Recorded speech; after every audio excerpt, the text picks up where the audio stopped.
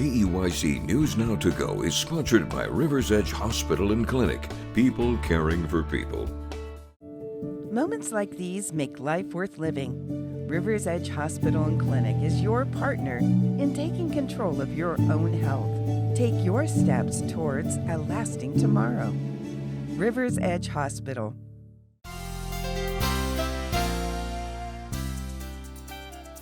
Hello, good morning and happy Monday. Thanks for joining us for this KEYC News Now to Go update. I'm Jackson Jurek, and in a few short minutes I'll be joined by First Alert Meteorologist Caitlyn Lorr with a look at today's forecast and the week ahead.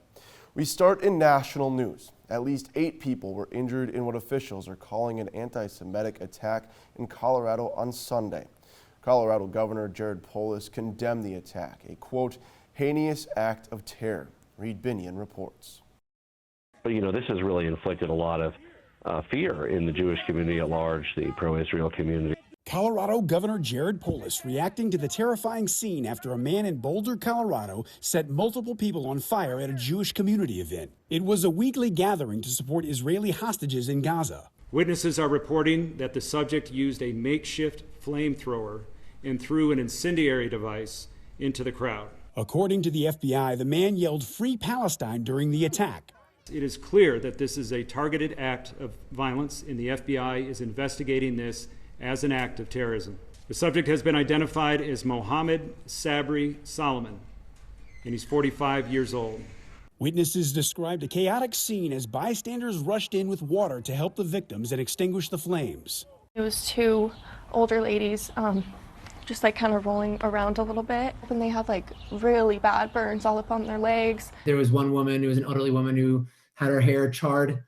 The man believed to be the suspect was still on the scene when police arrived. A suspect was pointed out to our officers on the scene. Our officers immediately encountered that suspect who was taken into custody without incident. The suspect was injured. The suspect was taken to the hospital. I'm Reed Binion reporting. The Boulder County District Attorney says the attacker will be charged in the coming days. A source said federal charges are also expected. Now, it is unclear if the suspect has an attorney at this time. Investigators do not believe there are any additional suspects at large. Back here in Minnesota, as we begin a new week, the Minnesota legislature remains without a budget framework. But there's reason to believe a special session could be right around the corner to fix that. Our Quinn Gorham has the story. Work remains unfinished in the legislature. This Monday will mark 2 weeks since the adjournment of the Minnesota regular session, but it could also mark a turning point in negotiations. Late last week, legislative leaders indicated that significant progress had been made on the state's budget. They gavelled out of the legislative session with a lot of unresolved issues and roughly a dozen key budget areas unfinished. They've now cut the sticking points to just a handful of issues, namely in HHS, or Health and Human Services, and in taxes. Interestingly, the divide isn't between Republicans and Democrats so much as it's between the House and Senate. The tied Minnesota House is reportedly approaching most issues with a single voice, since it's clear any bill needs bipartisan support to pass there. Once all the necessary committees finish their work on paper, the governor will call a special session. That session would ideally be able to gavel in, vote, then gavel out in just a matter of a few hours, finalizing the state budget and avoiding a July 1st state government shutdown. One piece that's likely to remain unfinished is bonding. A capital investment bill usually used for infrastructure projects requires a 2/3 vote to pass. Since Senate Republicans, the legislature's lone minority caucus, haven't really had much say in negotiations, they're unlikely to pass the bill. Majority Leader Aaron Murphy says they're not cooperating on bonding, but Minority Leader Mark Johnson says they haven't been given a counteroffer from DFLers on bonding. It's a complicated issue, but no matter who's to blame, it's unlikely to resolve by the time a special session comes around, making it unlikely to get done. We'll have the latest on the special session when it's eventually called. For now, reporting in St. Paul, I'm Quinn Gorham. Staying in the Twin Cities, police in Minneapolis have announced a woman has died and 6 adults were injured after a shooting late Sunday night at a large gathering at Minneapolis Boom Island Park.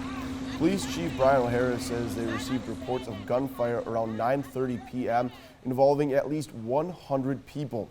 Officials say 3 men were found with gunshot wounds at the park, while an injured woman was found in a vehicle near the park's entrance. The woman was transported to a local hospital where she later died. This is outrageous. It's more akin to a war zone, the amount of shell casings that the officers are recovering here, than something that you would find in a park. And it's sickening. And, we need people to come forward and provide some additional information. Officials say they believe there was more than one shooter involved and no arrests have yet to be made. We're going to switch gears back here in the studio. Caitlyn Lorr joining me at the desk. Caitlyn, an absolutely gorgeous weekend the last couple of days, and I know that we got some rain, not just a little bit, quite a bit of rain coming up this week. Yeah, we've got several chances for showers and thunderstorms. We've got the air quality alert that's coming to an end today, a chance for severe weather by this evening. It's kind of a mix of everything. And temperature-wise, though, it's going to be fantastic. Today's going to be great. It's going to be fantastic. Now, we are still under that air quality alert, so those of you that are being affected by the smoke in the area, make sure you are continuing to take it light outside, take those breaks from outside and things like that. Anything you did over the weekend to kind of help give yourself those breaks, continue doing through today, as we are still looking at that air quality alert until 6 o'clock this evening, and then it's going to expire. And the reason it's expiring later this evening is not just because the smoke is going to, whoop, it's gone. We actually have a cold front that's going to move through this evening, and that's going to kind of push the smoke out of the area, but also bring us a chance of showers, thunderstorms, and maybe a little bit of severe weather. But we're still seeing that air quality alert, because even though air quality this morning has been between green and yellow, which is good to moderate, we're actually expecting that air quality forecast to be in that orange color, which is unhealthy for some. So again, those of you that have been feeling affected by this smoke, continue to do what you've been doing to kind of mitigate your exposure to breathing in that smoke with it here at the surface. And again, that will all remain in effect until 6 o'clock this evening. And then a cold front's going to move through, switching gears, going from smoke watching to watching for strong to severe storms. We've got a low to medium risk for that chance of strong to severe storms. The farther west you head, the higher that risk gets. The good news is we're not concerned about tornadoes tonight. What we are concerned about, however, large hail and damaging winds. So just keep your eyes on the skies. Temperatures this afternoon, I know you're going to want to be outside if you can be. Get out there and enjoy it, wear that sunscreen, but just know that come later this afternoon and evening, we do have that cold front that's going to move through, developing showers and thunderstorms between 6 and 8 o'clock this evening. And then from that point forward, on and off scattered showers and thunderstorms will continue through the overnight hours into tomorrow morning, with heavy rain possible at times. Now, one thing we are watching is how much rain we could see, because that cold front may not get rid of all the smoke above our heads. It's going to push it out here at the surface, but there might still be a little bit of lingering smoke above us when that rain starts to fall. With that being said, some of that smoke may eat up that rain or cause it to evaporate due to dryness before reaching us here at the surface. So right now, what things are projecting is between a half an inch and an inch of rain for some portions of the area, but with that chance of smoke still lingering in the area until the cold front completely wipes it out with those showers moving through tonight, there's a chance that some of these rain chances will be lighter than what's anticipated, for the fact that there is going to be that little bit of smoke out there. So again, we'll keep you updated with those updates as the night plays out. 90 for the high today. Like I said, get out there and enjoy it if you can before that cold front moves through, bringing in those showers and thunderstorm chances for tonight into tomorrow. Taking a look at your extended forecast, one thing we will continue to see are scattered showers, but cooler temperatures through tomorrow. Mid-70s through the rest of the week and next week, but active weather bringing several rounds of shower and thunderstorm chances through the weekend. And I know, Caitlyn, you and I are going to be definitely paying attention to those lightning shows that we have sometimes, and hopefully this weekend. I know it's on the weekend and it's still a ways away and things can change, but we always enjoy a good lightning show. I love a good lightning show, because with lightning also comes thunder, and I love the sound of rumbling thunder. Perfect. Well, thank you very much, Caitlyn. We're going to talk about some sports real quick. A look into the high school baseball action from over the week. Section games in action on what was a beautiful weekend. In Section 2, 3A, the top seed Mankato East taking on the 4 seed St. Peter. In the top of the 5th inning, St. Peter loads the bases. Levi will call. Wackel, grounds into a fielder's choice, but a run scores for St. Peter, and that ties the contest at 4. Now in the bottom of the 6th, we're tied at 5.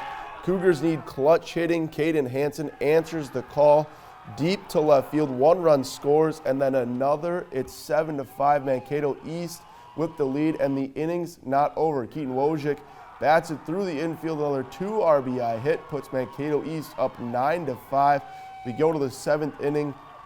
The final chances for St. Peter. 2 outs remain, but Mankato East turns 2, and that is your ball game. 9-5. The Cougars are headed to the Section 2 3A semifinals.